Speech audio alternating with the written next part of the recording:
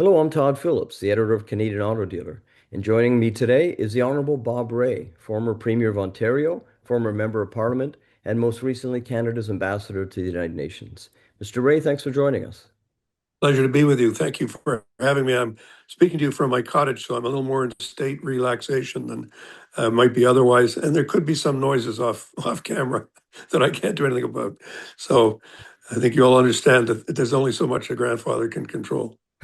Well, appreciate that. Appreciate you making the time, especially from your cottage for us. So, in October, Mr. Rae, you're going to be joining us at the ACE Conference and Expo. It's in Niagara Falls. You're going to join journalist Patrina Gentilet for sort of a fireside chat or discussion about global politics, international relations, Canada's future, and particularly what it all means for Canada's auto dealers. So, we're really excited to hear that. And we're going to start, if you will, at the 30,000 foot level. And you've talked a lot, publicly about the emergence of a new global order. And we'll get into our unique relationship with the U.S. and challenging relationship with the U.S. in a second. But looking more broadly at the world, what's changing? What's fundamentally shifting in this new environment? And particularly, what can, middle powers like Canada do to adapt and thrive, not just survive in this new environment? Well, Todd, we're talking on August the 18th, which is the day before the so-called deadline with the United States. We'll see what happens. So we're all dealing with a bunch of unknowns. Things could be topsy-turvy. And I guess that's the first thing that's we can say about the world today is that, I mean, the world is always, life is always unpredictable. Things happen. But we need to understand that there are some additional forces of disruption. The best known one for us at the moment, of course, is President Trump and his policies, which have really upended a whole series of agreements on trade, on tariffs, on climate change, on a whole bunch of things that there seemed to be a growing consensus about, and that allowed policymakers to make decisions within a certain context. The other source of disruption is China, because China has entered onto the world stage now as a major political and economic actor. And right now, China is engaging in some very heavy state subsidies on the production side of their economy that are really causing a lot of disruption in global trade that we're seeing. And this is a challenge for everyone, and it's certainly a challenge for Canada, as well as there's always the uncertainty around President Xi's regional role that he's playing with respect to Taiwan, other relationships that he has, and of course the relationship that he has with President Putin, who's another source of disruption. These autocratic countries that are engaging not only in political but also in very unpredictable economic activities that can be expected to continue to put a real damper on global events. Climate change is a permanent force of disruption. It's not going away, it's getting worse. And we're seeing that in our own lives as Canadians. And then we look at other technological changes, the AI revolution, the changes that is happening. And finally, the continuing role that nationalism and conflict play in the world. We're in the middle of a world in conflict. And so that's affecting a lot of the certainty that governments like to have and that we like to have as individuals in our lives to say, what are interest rates going to be? What's the job market going to look like? A lot of things that we just don't have the level of predictability. And this is what's making it in a difficult situation for everybody. And I think in an important way for the auto industry, which as a public figure in Canada, politician provincially and federally, I've been looking at and trying to understand better for the last 50 years. And it is an industry that's still in full evolution. And it's a truly global industry. And as we know, we've seen in our own, certainly in my lifetime, we've seen incredible transformations. I can say now as a 78-year-old, I can remember as a kid being able to walk down the street in my neighborhood when I was about 8 or 9 years old, and I could identify every single car, and they were all made in the U.S. and Canada. They were all North American cars, and I knew every year a new batch would come out. September would be coming up, and that'd be when the new models would be there, and we all knew which they were. We knew who made them. We knew how big the fins were, how big the cars were, it's a completely different world today. I mean, we've gone through so many ups and downs that I think the auto industry is a classic example of what happens when all these disruptions take place at the same time.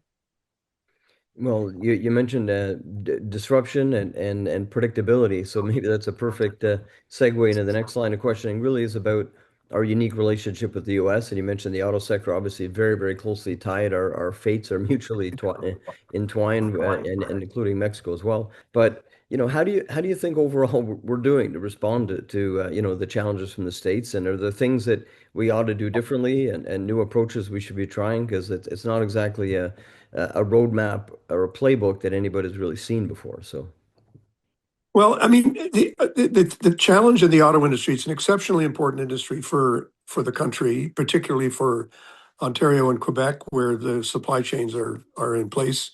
And I just think we all know better than anybody that which cars will sell, which cars will need to change, which companies will need to change, is not is never completely self-evident. Plus, the evolution of the Asian auto industry and the global car industry. I mean, everybody needs to understand that the industry is truly global. It is not confined only to one part of the world.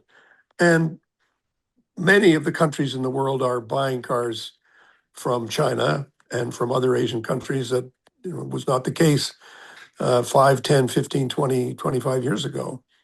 I paid my first trip to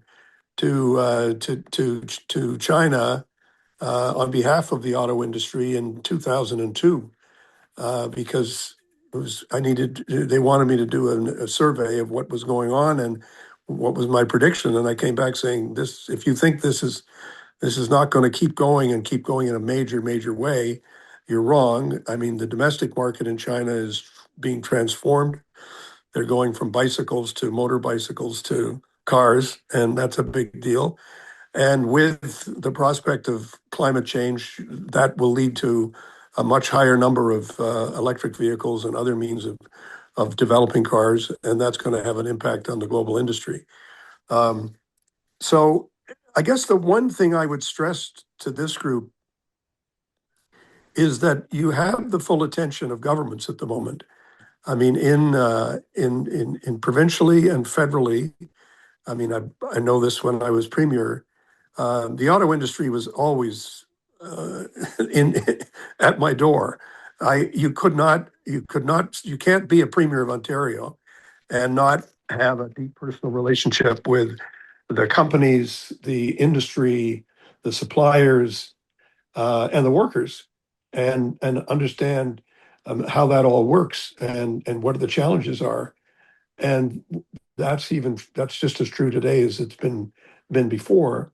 And I think we're seeing, by and large, there's some exceptions because of conflicts about particular issues, but we're seeing a pretty strong level of cooperation between the province and the federal government, which again is good news from the point of view of are we facing this? Are we facing up to this?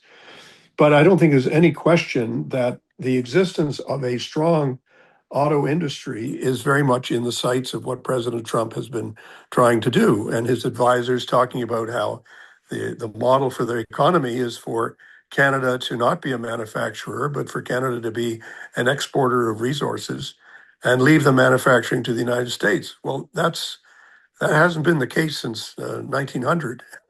So we're not going there. But in order to protect our manufacturing industry, we're going to have to work very effectively together at the governmental level in assessing what more can we do to help the industry to not only to survive but to grow. And as far as the dealers are concerned, I think it's fair to say that the competition between companies and the competition between national brands will only grow. And Canada will face and faces now some very challenging choices about the policy direction that we take. But as they take those decisions, I think it's fair to say the industry is uppermost in most politicians' minds, regardless of political party. I think it's an industry that has a lot of attention because it's been at the heart of our manufacturing base for a very long time. Now, as we all know, that manufacturing base is changing. The parts that go into a car are very different than the parts that went into a car 20 years ago. And the car industry is in the middle of this huge tech change, which Canada is very much part of. You mentioned earlier some of those big policy shifts that we're going to face with other nations. One of those is obviously China. There's the initial foray into allowing Chinese-made OEMs, EVs rather, to be selling cars in Canada. Differences of opinions across the industry, even at the political level, about the timing and the scope and the scale of that. As someone who's been to China and observed that really early on, and what are your thoughts there in terms of is this a good decision for Canadians in terms of vehicle affordability, the climate, or or the risk to jobs? Where do you think Canada should be going on that path of either opening up more or restricting that?